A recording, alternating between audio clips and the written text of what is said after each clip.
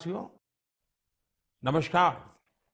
आज मन की बात का 100वां एपिसोड है। मुझे आप सबकी हजारों चिट्ठियां मिली हैं, लाखों संदेश मिले हैं और मैंने कोशिश की है कि ज्यादा से ज्यादा चिट्ठियों को पढ़ पाऊं, देख पाऊं, संदेशों को जरा समझने की कोशिश करूं।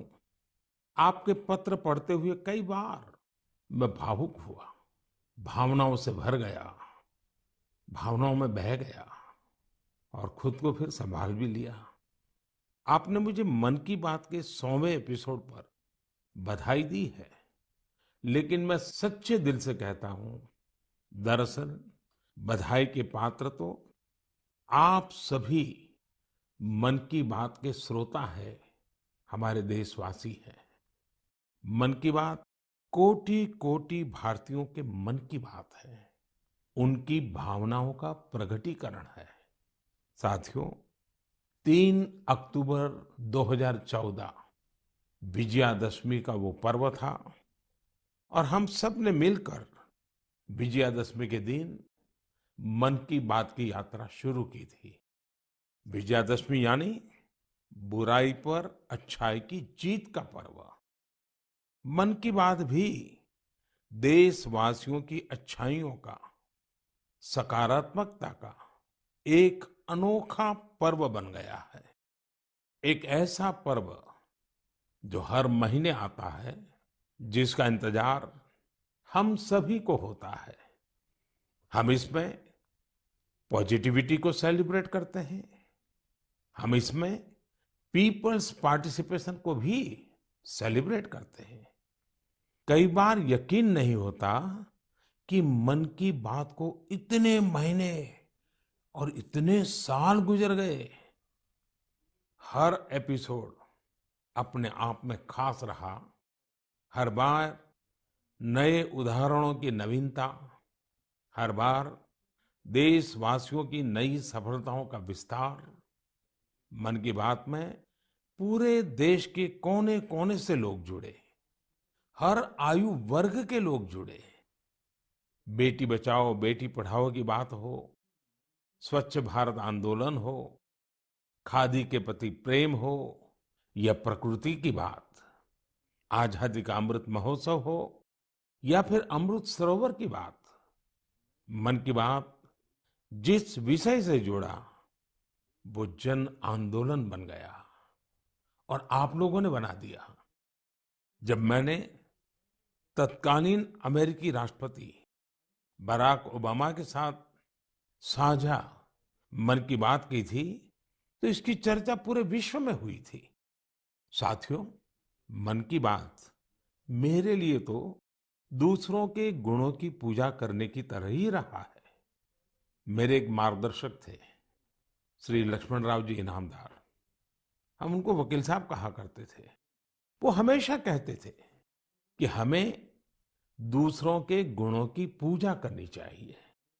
सामने कोई भी हो, आपके साथ का हो, आपका विरोधी हो, हमें उसके अच्छे गुणों को जानने का, उनसे सीखने का प्रयास करना चाहिए। उनकी इस बात ने मुझे हमेशा प्रेरणा दी है। मन की बात दूसरों के गुणों से सीखने का बहुत बड़ा माध्यम बन गई है। मेरे प्यारे देशवासियों, इस कार्यक्रम ने मुझे कभी भी आपसे दूर नहीं होने दिया। मुझे याद है, जब मैं गुजरात का मुख्यमंत्री था, तो वहां सामान्य जन से मिलना जुलना स्वाभाविक रूप से हो ही जाता था।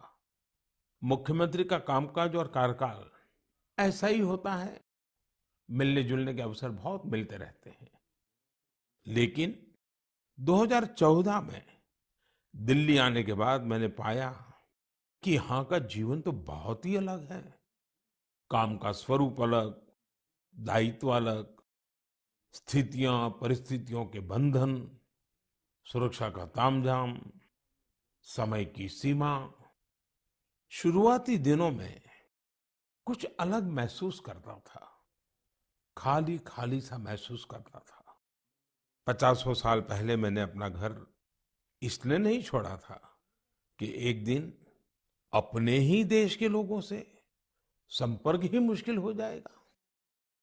जो देशवासी मेरा सब कुछ है, मैं उनसे ही कट करके जी नहीं सकता था।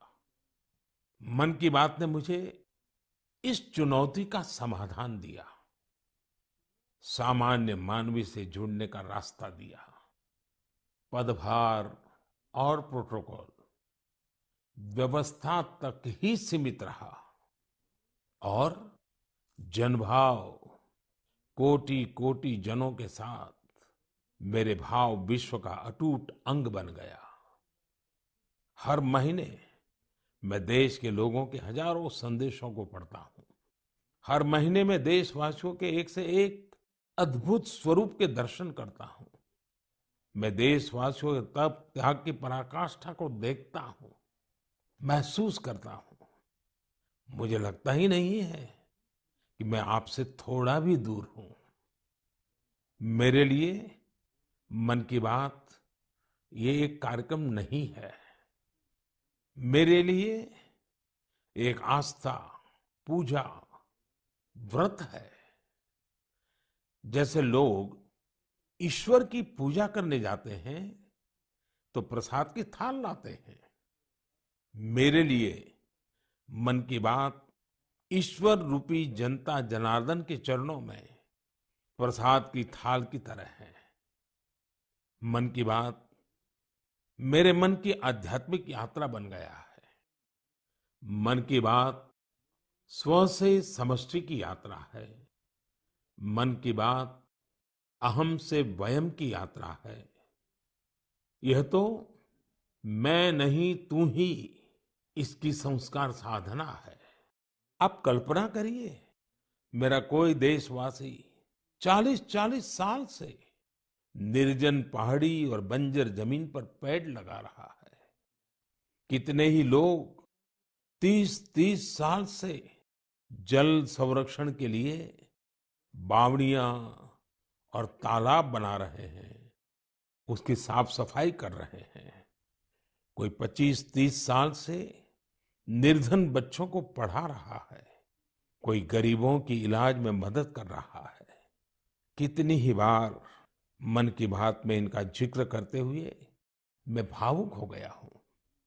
आकाशवाणी के साथियों को कितनी ही बार इसे फिर से रिकॉर्ड करना पड़ा है। आज पिछला कितना ही कुछ आंखों के सामने आए जा रहा है। देशवासियों के इन प्रयासों ने मुझे लगातार खुद को खपाने की प्रेरणा दी है। साथियों, मन की बात में जिन लोगों का हम जिक्र करते हैं, वे सब हमारे हीरोज हैं, जिन्होंने इस कार्यक्रम को जीवंत बनाया है। आज जब हम 100वें एपिसोड के पड़ाव पर पहुंचे हैं, तो मेरी ये भी इच्छा है कि हम एक बार फिर इन सारे हीरोज के पास जाकर उनकी यात्रा के बारे में जानें। आज हम कुछ साथियों से बात भी करने की कोशिश करेंगे। मेरे साथ जुड़ रहे हैं हरियाणा के भाई सुनील जगलान जी। सुनील जगलान जी का मेरे मन पर इतना प्रभाव इसलिए पड़ा क्योंकि हरियाणा में जेंडर रेशियो पर काफी चर्चा होती थी और मैंने भी बेटी बचाओ बेटी पढ़ाओ का अभियान हरियाणा से ही शुरू किया था। और इसी बीच जब सुनील जी के सेल्फी विद डॉटर कैंपेन पर मेरी नजर पड़ी तो मुझे बहुत अच्छा लगा। मैंने भी उनसे सीखा और इसे मन की बात में शामिल किया। देखते ही देखते सेल्फी विद डॉटर एक ग्लोबल कैंपेन में बदल गया। और इसमें मुद्दा सेल्फी नहीं थी, टेक्नोलॉजी नहीं थी, इसमें डॉटर को, बेटी को प्रमुखता दी गई थी। जीवन में बेटी का स्थान कितना बड़ा होता है, इस अभियान से यह भी प्रकट हुआ। ऐसे ही अनेकों प्रयासों का परिणाम है कि आज हरियाणा में जेंडर रेशियो में सुधार आया है। आइए आज सुनील जी से ही कुछ गप मार लेते हैं। नमस्कार सुनील जी। नमस्कार सर। मेरी खुशी बहुत बढ़ गई है सर आपकी आवाज सुनकर। Sunil ji, selfie with daughter हर किसी को याद है। अब जब इसकी फिर चर्चा हो रही है तो आपको कैसा लग रहा है? प्रधानमंत्री जी, ये असल में आपने जो हमारे प्रदेश हरियाणा से पानीपत की चौथी लड़ाई बेटियों के चेहरे पे मुस्कुराहट लाने के लिए शुरू की थी, जिसे आपके नेतृत्व में पूरे देश ने जीतने की कोशिश की है। तो वाकई ये मेरे लिए और हर बेटी के पिता और बेटियों को चाहने वालों के लिए बहुत बड़ी बात है। सुनील जी, अब आपकी बिटिया कैसी है? आजकल क्या कर रही है? जी, मेरी बेटियां नंदनी और याचिका है। एक 7th क्लास में पढ़ रही है, एक 4th क्लास में पढ़ रही है और आपकी बड़ी प्रशंसक हैं। आपकी उन्होंने आपके लिए थैंक यू प्राइम मिनिस्टर करके अपनी क्लासमेट्स जो हैं लेटर भी लिखवाए थे असल में। वाह वाह वाह वाह अच्छा, बिटिया को आप मेरा और मन की बात के श्रोताओं का खूब सारा आशीर्वाद दीजिए। बहुत बहुत शुक्रिया जी, आपकी वजह से देश की बेटियों के चेहरे पे लगातार मुस्कान बढ़ रही है। बहुत बहुत धन्यवाद सुनील जी। जी शुक्रिया। साथियों, मुझे इस बात का बहुत संतोष है कि मन की बात में हमने देश की नारी शक्ति की सैकड़ों प्रेरणादायी गाथाओं का जिक्र किया है। चाहे हमारी सेना हो या फिर खेल जगत हो, मैंने जब भी महिलाओं की उपलब्धियों पर बात की है उसकी खूब प्रशंसा हुई है। जैसे हमने छत्तीसगढ़ के देउर गांव की महिलाओं की चर्चा की थी। ये महिलाएं स्वयं सहायता समूहों के जरिए गांव के चौराहों, सड़कों और मंदिरों की सफाई के लिए अभियान चलाती हैं। ऐसे ही तमिलनाडु की वो आदिवासी महिलाएं जिन्होंने हजारों इको फ्रेंडली टेराकोटा कप्स निर्यात किए, उनसे भी देश ने खूब प्रेरणा ली। तमिलनाडु में ही 20,000 महिलाओं ने साथ आकर वेल्लोर में नाग नदी को पुनर्जीवित किया था।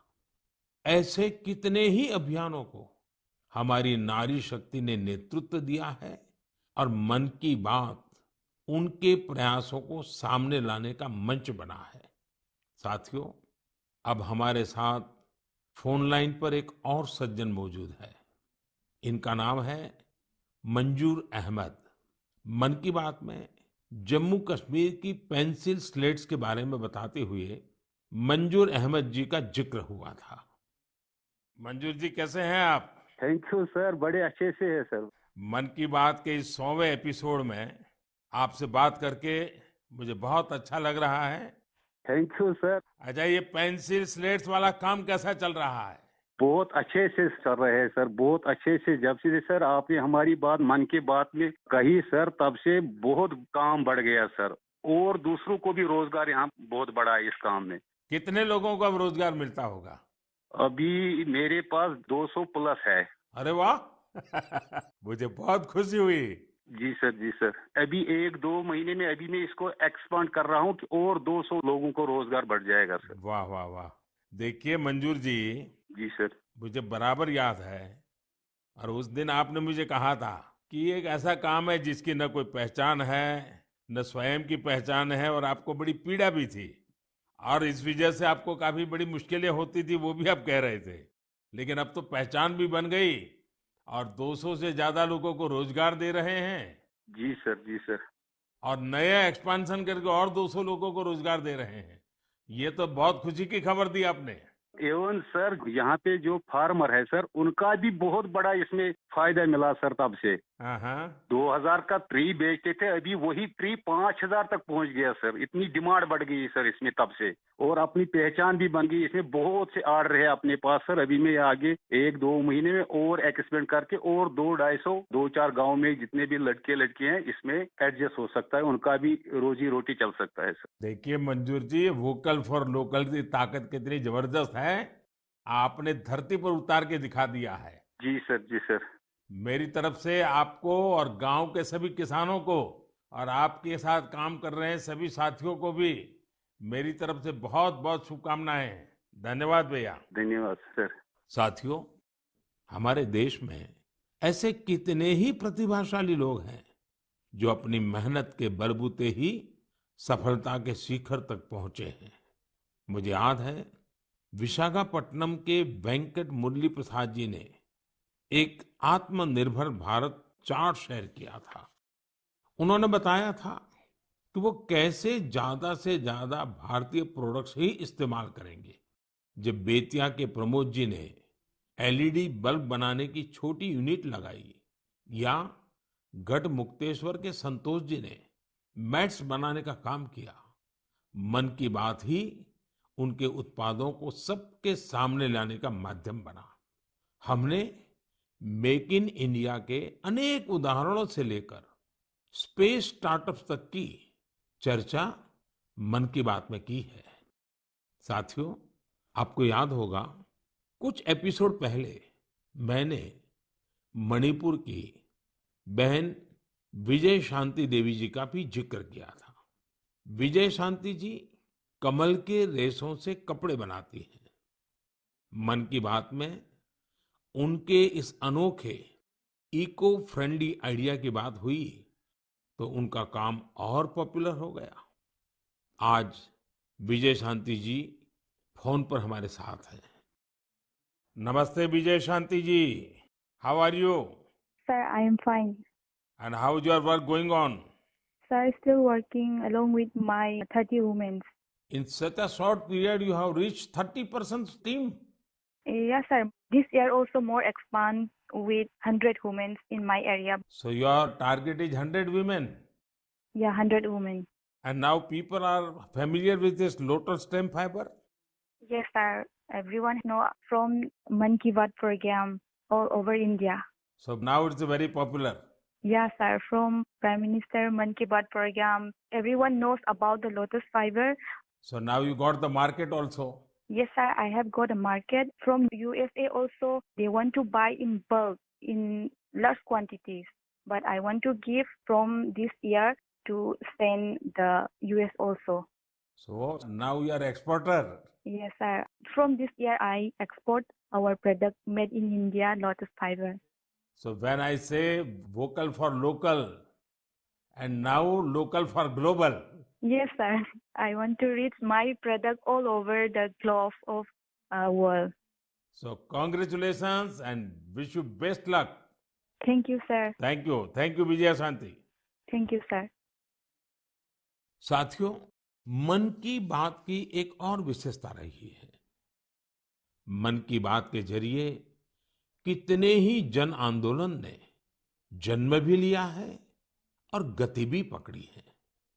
जैसे हमारे खिलौने, हमारी टॉय इंडस्ट्री को फिर से स्थापित करने का मिशन मन की बात से ही तो शुरू हुआ था।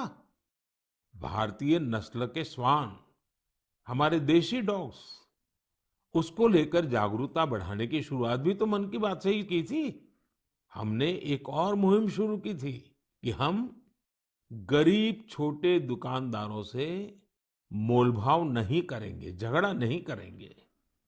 जब हर घर तिरंगा मुहिम शुरू हुई, तब भी मन की बात ने देशवासियों को इस संकल्प से जोड़ने में खूब भूमिका निभाई। ऐसे हर उदाहरण समाज में बदलाव का कारण बने हैं। समाज को प्रेरित करने का ऐसे ही बीड़ा प्रदीप सांगवान जी ने भी उठा रखा है। मन की बात में हमने प्रदीप सांगवान जी की हीलिंग हिमालयज अभियान की चर्चा की थी। वो फोन लाइन पर हमारे साथ हैं। प्रदीप जी नमस्कार। सर जय हिंद। जय हिंद, जय हिंद भैया। कैसे हैं आप? सर बहुत बढ़िया, आपकी आवाज सुन के और भी अच्छी।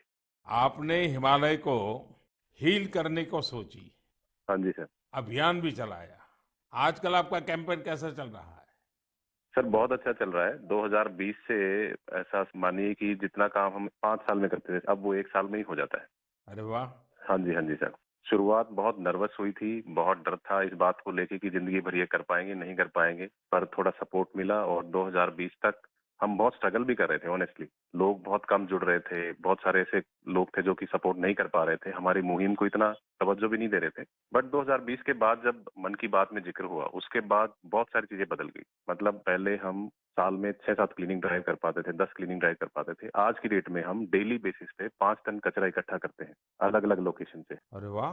मन की बात में जिक्र होने के बाद आप सर बिलीव करें मेरी बात को कि मैं ऑलमोस्ट गिव अप करने की स्टेज पे था एक टाइम पे, और उसके बाद फिर बहुत सारा बदलाव आया मेरे जीवन में और चीजें इतनी स्पीड अप हो गई कि जो चीजें हमने सोची नहीं थी।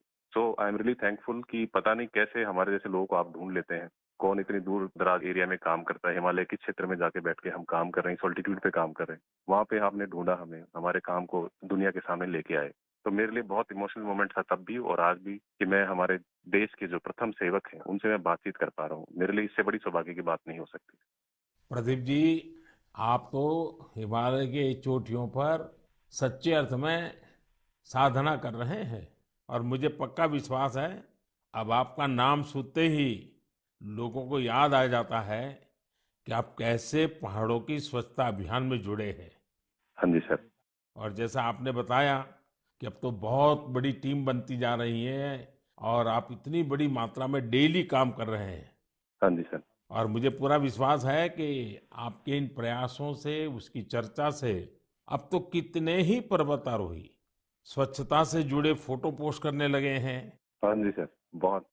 ये अच्छी बात है। आप जैसे साथियों के प्रयास के कारण waste is also a wealth, ये लोगों के दिमाग में अब स्थिर हो रहा है और पर्यावरण की भी रक्षा हो रही है। और हिमालय का जो हमारा गर्व है उसको संभालना, संवारना, वो सामान्य मानवी जुड़ रहा है। प्रदीप जी, बहुत अच्छा लगा मुझे। बहुत बहुत धन्यवाद भैया। Thank you sir, thank you so much. जय हिंद। साथियों, आज देश में टूरिज्म बहुत तेजी से ग्रो कर रहा है। हमारे ये प्राकृतिक संसाधन हो, नदियां, पहाड़, तालाब या फिर हमारे तीर्थ स्थल हो, उन्हें साफ रखना बहुत जरूरी है। ये टूरिज्म इंडस्ट्री की बहुत मदद करेगा। पर्यटन में स्वच्छता के साथ साथ हमने इनक्रेडिबल इंडिया मूवमेंट की भी कई बार चर्चा की है। इस मूवमेंट से लोगों को पहली बार ऐसे कितनी जगहों के बारे में पता चला जो उनके आसपास ही थे। मैं हमेशा ही कहता हूं कि हमें विदेशों में टूरिज्म पर जाने से पहले हमारे देश के कम से कम 15 टूरिस्ट डेस्टिनेशन पर जरूर जाना चाहिए। और यह डेस्टिनेशन जिस राज्य में आप रहते हैं वहां के नहीं होने चाहिए, आपके राज्य से बाहर किसी अन्य राज्य के होने चाहिए। ऐसे ही हमने स्वच्छ सियाचिन, सिंगल यूज प्लास्टिक और ई वेस्ट जैसे गंभीर विषयों पर भी लगातार बात की है। आज पूरी दुनिया पर्यावरण के जिस इशू को लेकर इतना परेशान है, उसके समाधान में मन की बात का ये प्रयास बहुत अहम है। साथियों, मन की बात को लेकर मुझे इस बार एक और खास संदेश यूनेस्को की डीजी ऑद्रे ऑजुले का आया है। उन्होंने सभी देशवासियों को 100 एपिसोड की इस शानदार जर्नी के लिए शुभकामनाएं दी हैं। साथ ही उन्होंने कुछ सवाल भी पूछे हैं। आइए पहले यूनेस्को की डीजी के मन की बात सुनते हैं। Namaste, Excellency, dear Prime Minister. On behalf of UNESCO, I thank you for this opportunity to be part of the 100th episode of the Man Ki Baat radio broadcast. UNESCO and India have a long common history. We have very strong partnerships together in all areas of our mandate: education, science, culture, and information. And I would like to take this opportunity today to talk about the importance of education. UNESCO is working with its member states to ensure that everyone in the world has access to quality education by 2030. With the largest population in the world, could you please explain the Indian way to achieving this objective? UNESCO also works to support culture and protect heritage, and India is chairing the G20 this year. World leaders will be coming to Delhi for this event. Excellency, how does India want to put culture and education at the top of the international agenda? I once again thank you for this opportunity and convey my very best wishes through you to the people of India. À bientôt. Merci beaucoup. Thank you, Excellency. I am happy to interact with you in the 100th Man Ki Baat program. I am also happy that you have raised the important issues of education and culture. साथियों, UNESCO की DG ने education और cultural preservation यानी शिक्षा और संस्कृति संरक्षण को लेकर भारत के प्रयासों के बारे में जानना चाहा है। ये दोनों ही विषय मन की बात के पसंदीदा विषय रहे हैं। बात शिक्षा की हो या संस्कृति की, उसके संरक्षण की बात हो या संवर्धन की, भारत की यह प्राचीन परंपरा रही है। इस दिशा में आज देश जो काम कर रहा है वो वाकई बहुत सराहनीय है। नेशनल एजुकेशन पॉलिसी हो या क्षेत्रीय भाषा में पढ़ाई का विकल्प हो, एजुकेशन में टेक्नोलॉजी इंटीग्रेशन हो, आपको ऐसे अनेक प्रयास देखने को मिलेंगे। वर्षों पहले गुजरात में बेहतर शिक्षा देने और ड्रॉप आउट रेट्स को कम करने के लिए गुणोत्सव और शाला प्रवेश उत्सव जैसे कार्यक्रम जन भागीदारी की एक अद्भुत मिसाल बन गए थे। मन की बात में हमने ऐसे कितने ही लोगों के प्रयासों को हाईलाइट किया है जो निस्वार्थ भाव से शिक्षा के लिए काम कर रहे हैं। आपको याद होगा, एक बार हमने ओडिशा में ठेले पर चाय बेचने वाले स्वर्गीय डी प्रकाश राव जी के बारे में चर्चा की थी, जो गरीब बच्चों को पढ़ाने के मिशन में लगे हुए थे। झारखंड के गांवों में डिजिटल लाइब्रेरी चलाने वाले संजय कश्यप जी हो, कोविड के दौरान ई लर्निंग के जरिए कई बच्चों की मदद करने वाली हेमलता एनके जी हो, ऐसे अनेक शिक्षकों के उदाहरण हमने मन की बात में लिए हैं। हमने कल्चरल प्रिजर्वेशन के प्रयासों को भी मन की बात में लगातार जगह दी है। लक्षद्वीप का कुम्मेल ब्रदर्स चैलेंजर्स क्लब हो या कर्नाटका के क्वेमश्री जी कला चेतना जैसे मंच हो, देश के कोने कोने से लोगों ने मुझे चिट्ठी लेकर ऐसे उदाहरण भेजे। हमने उन 3 कॉम्पिटिशन्स को लेकर भी बात की थी जो देशभक्ति पर गीत, लोरी और रंगोली से जुड़े थे। आपको ध्यान होगा, एक बार हमने देश भर के स्टोरी टेलर्स से स्टोरी टेलिंग के माध्यम से शिक्षा की भारतीय विधाओं पर चर्चा की थी। मेरा अटूट विश्वास है कि सामूहिक प्रयास से बड़ा बदलाव लाया जा सकता है। इस साल हम जहां आजादी के अमृतकाल में आगे बढ़ रहे हैं, वहीं G20 की अध्यक्षता भी कर रहे हैं। यह भी एक वजह है कि एजुकेशन के साथ साथ डाइवर्स ग्लोबल कल्चर्स को समृद्ध करने के लिए हमारा संकल्प और मजबूत हुआ है। मेरे प्यारे देशवासियों, हमारे उपनिषदों का एक मंत्र सदियों से हमारे मानस को प्रेरणा देता आया है। चरैवेति चरैवेति चरैवेति, चलते रहो चलते रहो चलते रहो। आज हम इसी चरैवेति चरैवेति की भावना के साथ मन की बात का 100वां एपिसोड पूरा कर रहे हैं। भारत के सामाजिक ताने बाने को मजबूती देने में मन की बात किसी भी माला के धागे की तरह है जो हर मनके को जोड़े रखता है। हर एपिसोड में देशवासियों के सेवा और सामर्थ्य ने दूसरों को प्रेरणा दी है। इस कार्यक्रम में हर देशवासी दूसरे देशवासी की प्रेरणा बनता है। एक तरह से मन की बात का हर एपिसोड अगले एपिसोड के लिए जमीन तैयार करता है। मन की बात हमेशा सद्भावना, सेवा भावना और कर्तव्य भावना से ही आगे बढ़ा है। आजादी के अमृत काल में यही पॉजिटिविटी देश को आगे ले जाएगी, नई ऊंचाई पर ले जाएगी। और मुझे खुशी है कि मन की बात से जो शुरुआत हुई वो आज देश की नई परंपरा भी बन रही है। एक ऐसी परंपरा जिसमें हमें सबका प्रयास की भावना के दर्शन होते हैं। साथियों, मैं आज आकाशवाणी के साथियों को भी धन्यवाद दूंगा जो बहुत धैर्य के साथ इस पूरे कार्यक्रम को रिकॉर्ड करते हैं। वो ट्रांसलेटर्स जो बहुत ही कम समय में बहुत तेजी के साथ मन की बात का विभिन्न क्षेत्रीय भाषाओं में अनुवाद करते हैं, मैं उनका भी आभारी हूँ। मैं दूरदर्शन के और माय गॉव के साथियों को भी धन्यवाद देता हूँ। देश भर के टीवी चैनल्स, इलेक्ट्रॉनिक मीडिया के लोग जो मन की बात को बिना कॉमर्शियल ब्रेक के दिखाते हैं, उन सभी का मैं आभार व्यक्त करता हूँ। और आखिरी में मैं उनका भी आभार व्यक्त करूंगा जो मन की बात की कमान संभाले हुए हैं, भारत के लोग, भारत में आस्था रखने वाले लोग।